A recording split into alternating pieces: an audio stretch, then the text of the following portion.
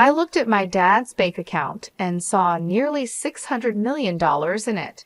I thought to myself, this money is all mine now. I don't need you anymore. After my kind father-in-law passed away, I was still grieving when my husband came to me and casually dropped the news that he wanted a divorce. It turns out he was only showing his true colors after getting his hands on the $600 million inheritance from his father. He saw me as nothing more than an ATM, just waiting for Dad to pass away so he could live a lavish life without having to work. I had seen glimpses of his true nature before, but I never realized he was this awful. Before I knew it, I was clenching my fists, angry at myself for being fooled into this marriage. I could accept being deceived, but I couldn't stand him speaking badly about my kind father-in-law.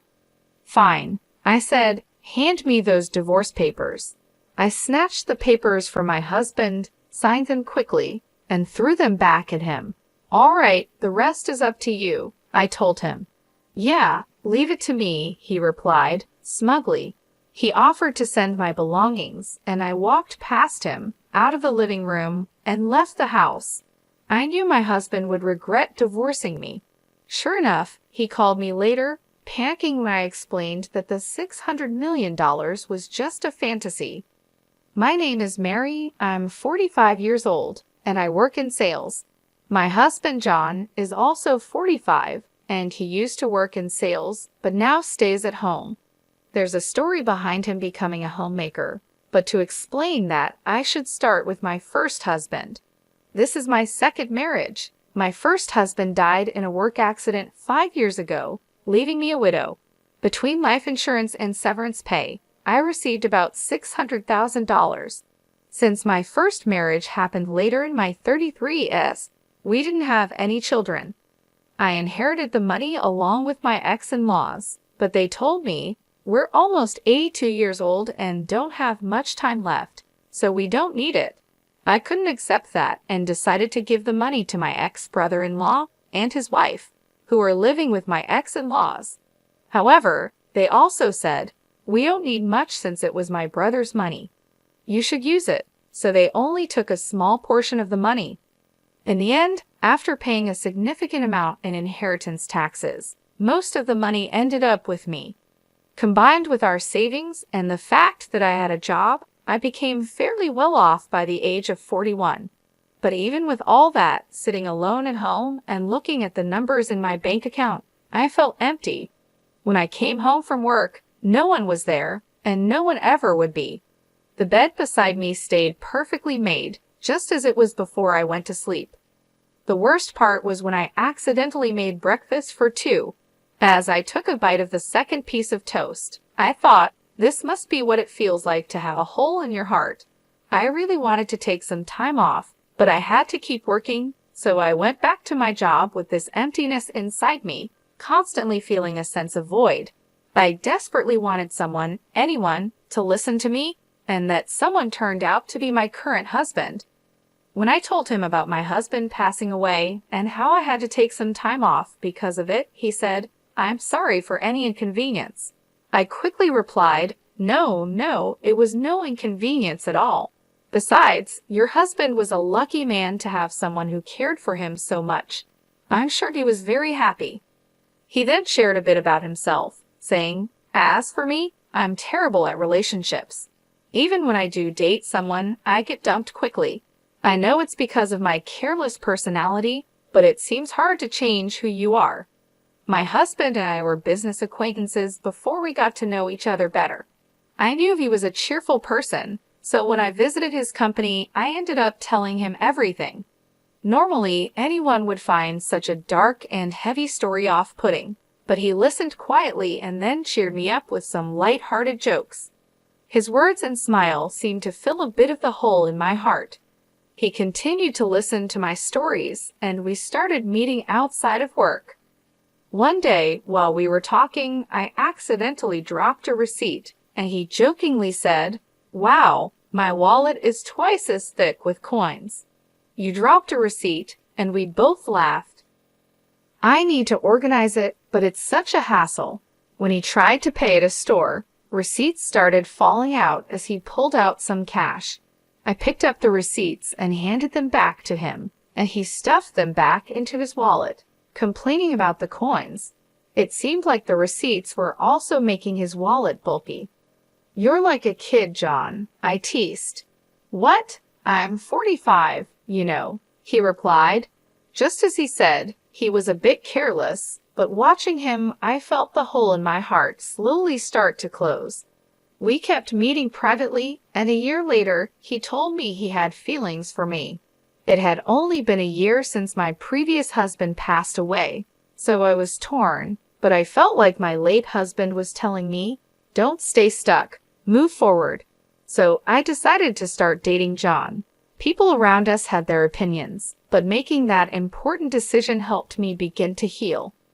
However, just a month later, John gave me an even bigger concern and asked me to make an incredibly important decision. Shouldn't we get married?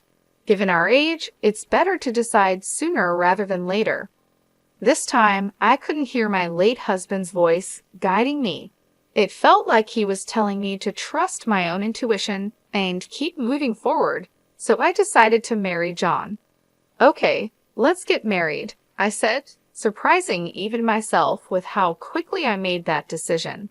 It was likely John's personality rubbing off on me. I started to think that a bit of carelessness wasn't so bad if it made me more positive. At the same time, I learned from John that too much carelessness could be problematic. "Wait, live with your dad?" I asked. "Yeah, just recently, he got sick and needs help with daily living.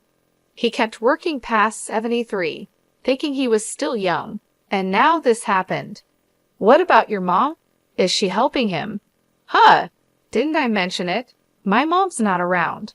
My parents divorced when I was young, and I haven't seen her since.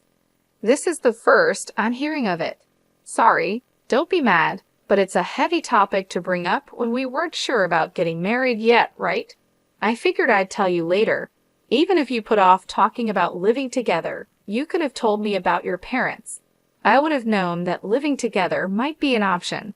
Well, let's not sweat the small stuff. Just meet my dad and then decide if you're okay with living together. And if I say I can't live with him, we'll figure it out then," John said with a smile, but I couldn't smile back. "I'm not planning to say I don't want to marry you just because I don't want to live together. I just wish he had told me the important things earlier. I thought being careless wasn't so bad, but now I see it's not a good thing after all." In the end, I agreed to meet his father, as John suggested. Then I began to understand what he meant by small stuff. "Your house is pretty big," I said. "Just a bit. It's just me and Dad, so we have some extra rooms. If you move in, you can use any of the spare rooms," John replied. I was about to meet his dad for the first time, so I was a little nervous. Ignoring my feelings, John opened the gate and walked towards the front door. His house was 3 stories high, slightly bigger than the neighboring houses. Living there with just the two of them seemed quite luxurious. That's what I thought, but John seemed dissatisfied. "Dad's so stingy. He should have built a bigger house," he muttered to himself. But I was too nervous about meeting his dad to confirm what he said. "Dad, I brought her. This is Mary," John said. "Nice to meet you," I said. "Sorry to greet you from bed. It's been hard to move lately," his dad replied. "Please don't strain yourself," I said. John's father propped himself up with John's help. He wasn't bedridden, and it seemed he could get up and walk slowly with a bit of help, so he could manage with some assistance. Despite his physical issues, his father seemed sharper than I expected. "So, Mary, you're in sales for office equipment. With the move to paperless offices, selling the hardware must be getting tougher, right?" his dad asked. "Yes, industry-wide, equipment sales have been declining for about 11 years, so everyone is focusing on new services or business expansion," I replied. "Considering that the domestic market for the equipment is almost saturated, you need to look at countries where there's still demand for new services. IT integration might be the way to go. I think there's something called MPS, right?" he said. I completely forgot I was talking to my future father-in-law. The conversation flowed so naturally into work talk that I switched to work mode. His father didn't push too hard on the marriage topic either. He was probably being considerate of my feelings. After just a few minutes of talking, I found myself respecting him. I started to understand why John called living together small stuff. He probably knew I wouldn't oppose living with his dad. About 30 minutes into our conversation, his father said, "My back's starting to hurt. Sorry to cut this short, Mary, but I need to rest. Please take care of John. He's quite a chatterbox." "Sure, I will," I replied. Is sure the right response. His father seemed to cut the conversation short to avoid burdening me. I wanted to talk more, but I didn't want to tire him out. Feeling a bit disappointed, I left with John. On the way back, John told me more about his dad. "Dad's a serial entrepreneur," John said. "A serial what?" I asked. "A serial entrepreneur. He starts companies, grows them, then sells them. He's done it multiple times," John explained. "You can just buy and sell companies like that?" I was surprised. "Well, yeah. Selling one company involves millions of dollars. Starting and growing a company also needs a lot of money, so the sale isn't all profit. But still, Dad's pretty well off. He just doesn't like to spend. He could build a mansion that would make jaws drop, but he doesn't," John said. "Don't you know much about his work?" I asked. "He doesn't talk much about work or money. He never hired me for his companies or taught me how to make money. Living at home is the only way he spoils me. If he's got so much money, he could spoil me a little more, don't you think?" John replied. "Your dad probably has his reasons," I said. It seemed his father was quite an impressive person. It made sense that John might feel overshadowed by him. Given how incredible his father is, John probably got compared to him a lot, so it's understandable that he'd have some complaints. "By the way, why did your mom leave? Your dad seems so kind. It's hard to imagine their marriage not working out," I asked. "Mom spent a lot and wanted an easy life. After the divorce, people only came after Dad's money, so he decided never to marry again. He focused on work instead. With that much money, he could have spent a bit, don't you think?" John answered. "I don't believe in spending money just because you have it," I said. From what John told me, it seemed his mom relied on his father's money, so I couldn't agree with John on this point. But I think his words came from feeling inadequate compared to his father. Later, I talked with John about living with his father. His father currently relies on John for help and also gets assistance from a home helper when John is at work. I thought my husband and I would continue working while getting help from a home assistant to take care of my father-in-law.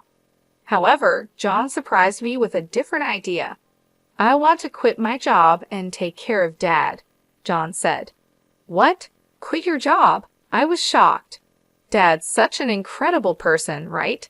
I feel like I haven't done anything for him all this time, so from now on, I want to support him without relying on a caregiver. "I'll be like a homemaker," John explained. "I'll take care of the house too," John said. "Are you sure you won't regret quitting your job?" I asked. "I'd regret not doing anything for Dad more. I can go back to work after he's gone," he replied with a small smile. "That joke isn't funny," I said, feeling worried. I thought my husband might resent his father, but it turned out that wasn't the case. Despite everything, he really cared for his dad. "If you're going to be a homemaker, you better handle the housework properly," I warned. "Leave it to me," John said, puffing out his chest confidently. Since my father-in-law would cover his own expenses and my income would be enough for the two of us, I decided to leave the housework to my husband. When we got married and started living together, everything went as planned. I worked and John took care of the house. He managed the chores, handled the finances, and supported his dad. When I tried to help, he would say, "You're tired from work. I'll handle the house stuff. You rest." My father-in-law remained kind and shared many valuable stories with me. Our second marriage was going well. However, I noticed that my father-in-law would sometimes frown when he saw John doing housework. A month after we started living together, John began slacking off with the house chores.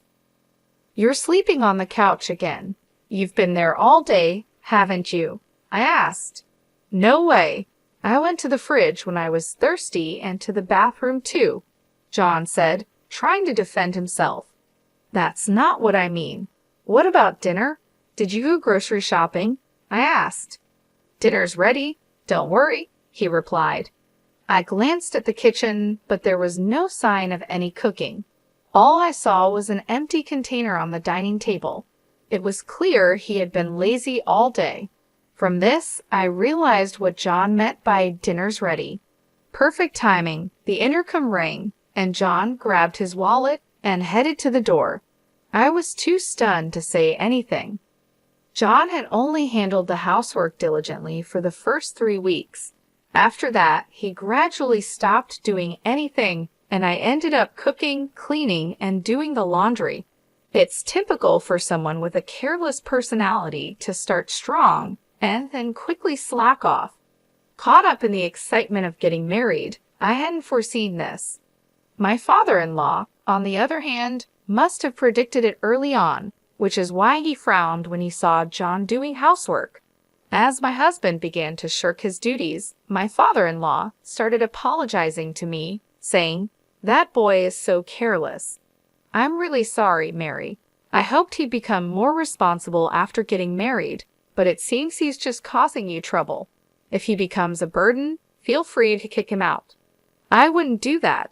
Really, it's okay. I'm sorry. I've tried to correct him, but he's just, well, you know." "It's okay, but he isn't neglecting to help you, right?" I asked. "No, he does help me, at least a little," I replied, noticing a slight change in my father-in-law's expression.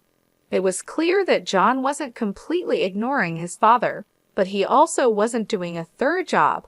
Still, my father-in-law was probably downplaying the situation to avoid any conflicts between us. "I'm sorry," I said. "No, Mary, you don't need to apologize," my father-in-law replied. With just one word, sorry, he seemed to understand what I was feeling.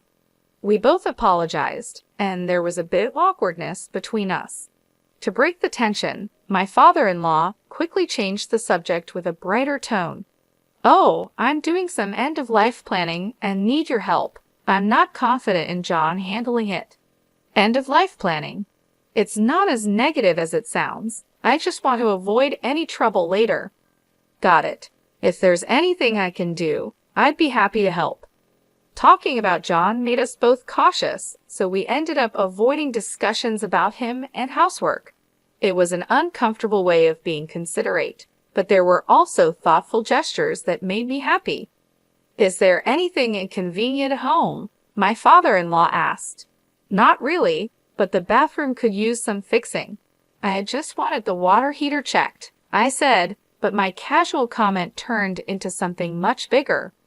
"Wait, what's this?" I exclaimed when I saw the changes. My father-in-law had contacted a contractor he knew, and they completely renovated the bathroom. Not only were the tub and shower replaced, but the walls and floors were redone with special coatings to resist grime, and the drain was redesigned to make cleaning easier. They even installed a bath lift to help my father-in-law get in and out easily. "Now I can enjoy a nice clean bath, and it's easier for me to get in and out," he said. It was an extravagant use of money, and this happened a few times where a small request turned into a huge upgrade. I learned not to ask my father-in-law for small favors lightly, yet my husband still called him stingy. I couldn't understand how John could see it that way, given how generously his father spent money. Out of curiosity, I asked my father-in-law about his most extravagant spending. "What's the most luxurious thing you've ever done?" I asked. "I started a seafood company in Germany, built the office and the factory from scratch. That cost a fortune."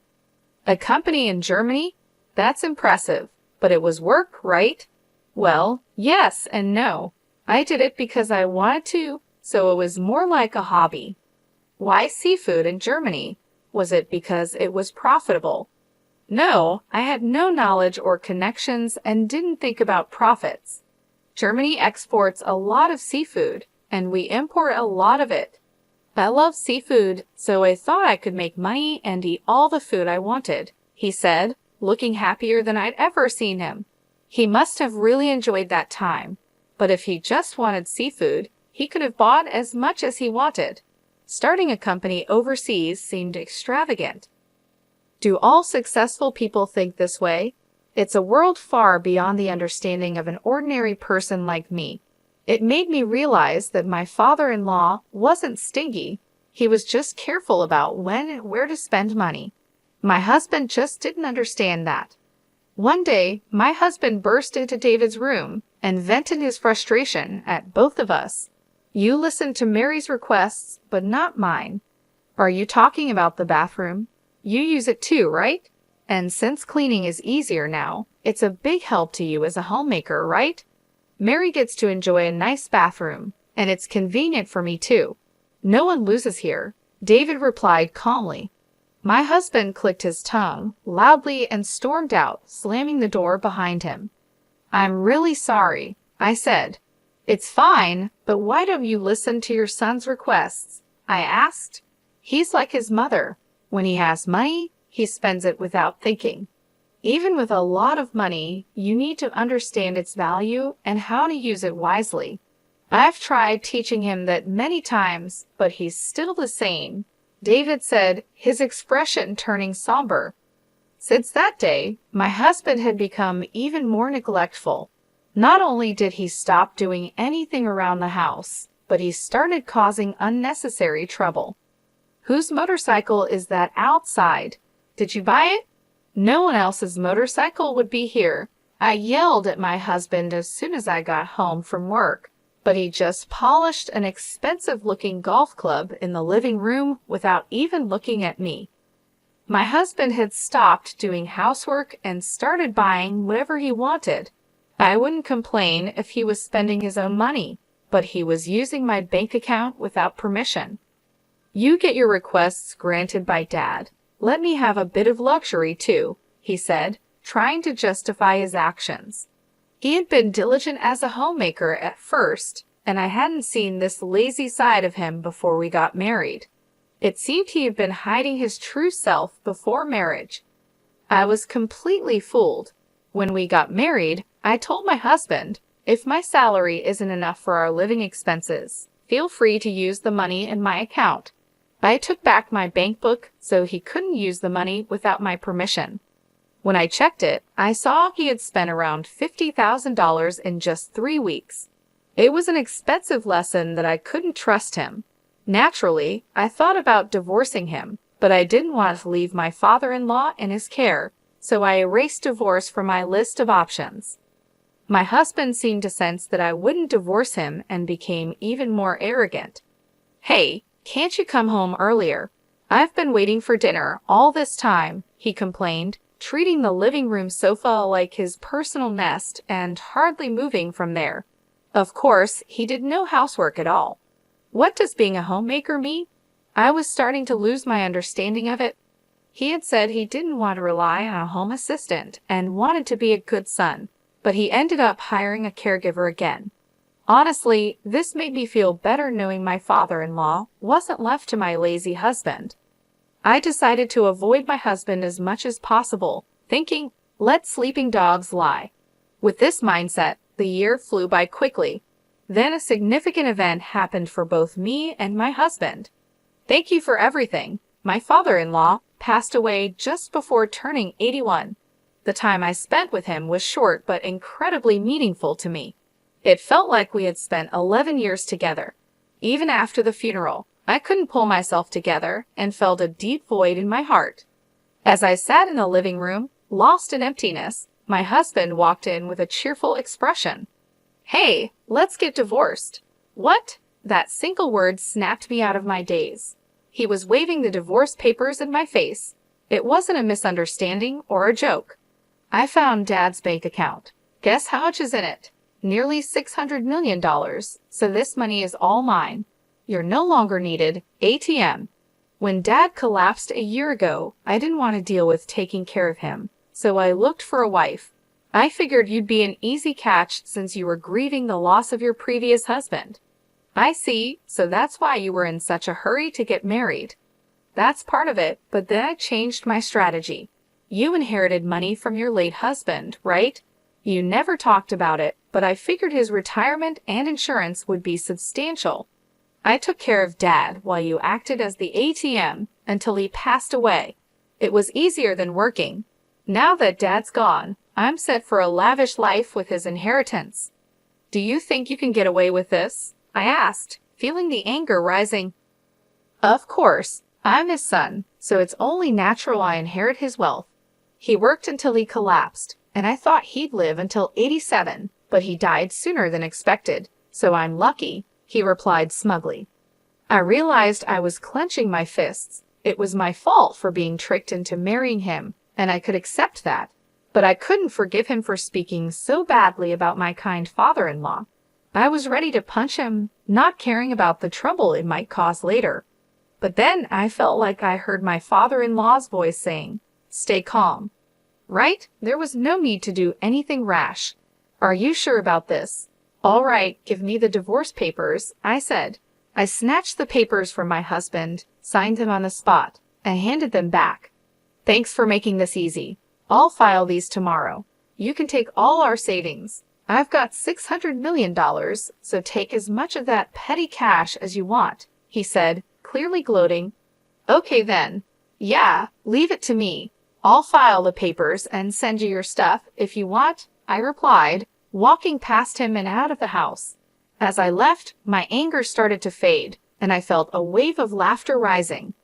My husband would soon regret divorcing me. That $600 million was just a pipe dream. A few days later, while staying in a hotel and looking for a new place to live, my ex-husband called. Hey, what the hell did you do? He yelled. I instinctively pulled the phone away from my ear as he started shouting. He seemed confused, so I needed to explain what was happening. I can guess what happened, but why don't you tell me? I asked calmly. When I tried to withdraw money from Dad's account, they said this money can't be withdrawn. What's going on? There should be $600 million in there, he said, his voice full of frustration. Looks like you didn't know. Since your dad didn't spoil you, you never took an interest in his affairs, right? And he never discussed his work with you, I explained. Stop with the riddles. There's money, right? He demanded. Yes, there's $600 million, but it's collateral, so you can't touch it, I replied. Collateral? He asked, his voice shaking. That's right. The money is in the account, but it's untouchable, like a pie in the sky. Also, that money is about to be used to pay off debts, so it'll be gone soon, I explained. You're kidding.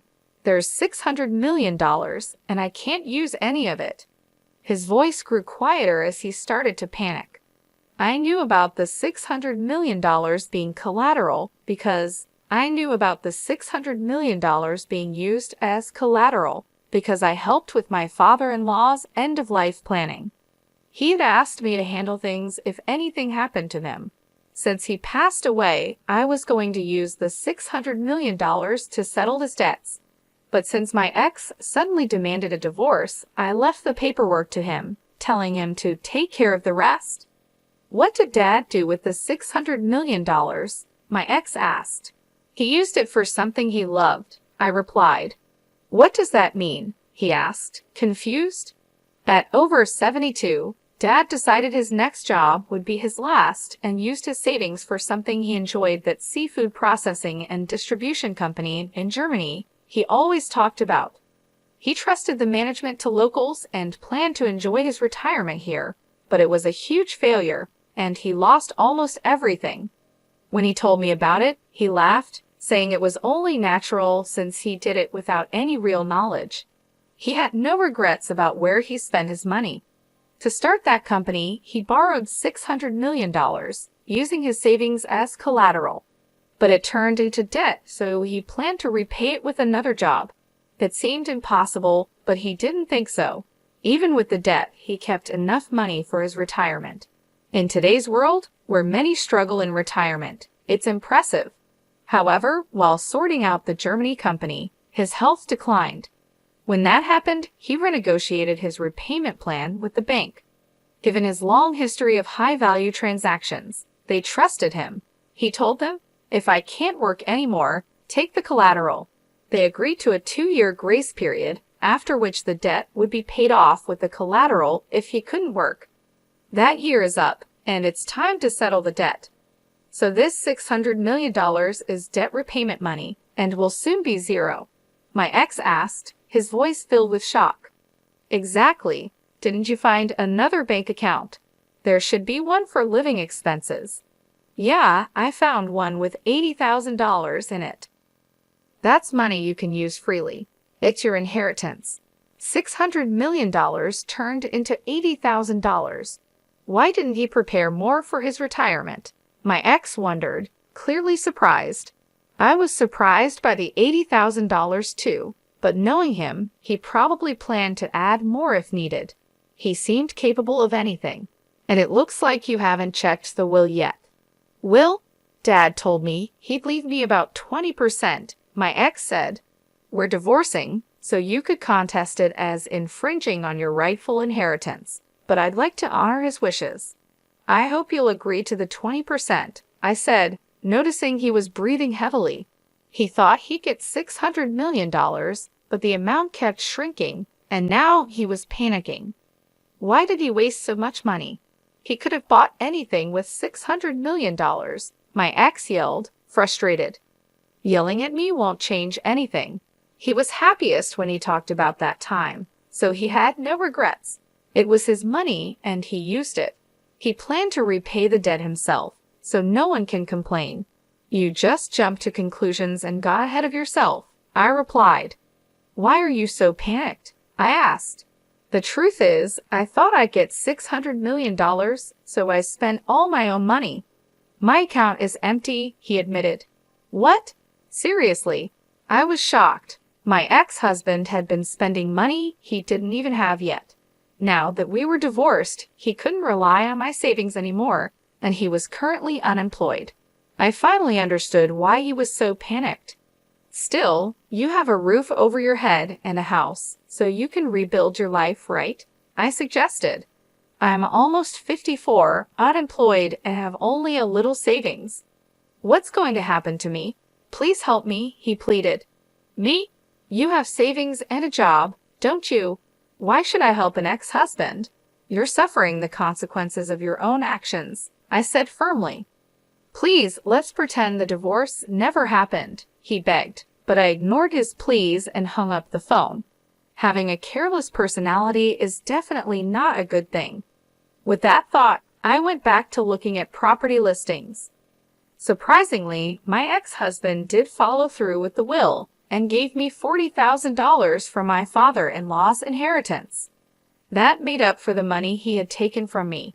He probably thought it was too much trouble to fuss over $40,000 after dealing with the $600 million situation. He also apparently started working in sales again, but he didn't seem to be taking it seriously. The shock of not getting the $600 million affected his motivation, leading to frequent mistakes. After a month of struggling under the scolding of younger supervisors, he saw his paycheck and lost motivation, comparing it to the $600 million he missed out on. He quit after just a month and is now a part-time worker, barely making enough to get by. But with that, his savings of $600,000 won't increase. In fact, it'll probably decrease. I wonder if he's thinking about his retirement? Well, whatever trouble he gets into now is not my concern. There's no ATM for him anymore. He'll have to work hard. I rented a small condo and started living on my own. I put the $40,000 from my father-in-law into my bank account. I consider it a kind of talisman, so I don't plan on spending it. Seeing it in the account feels like I'm carrying a bit of my father-in-law's work spirit with me, which motivates me.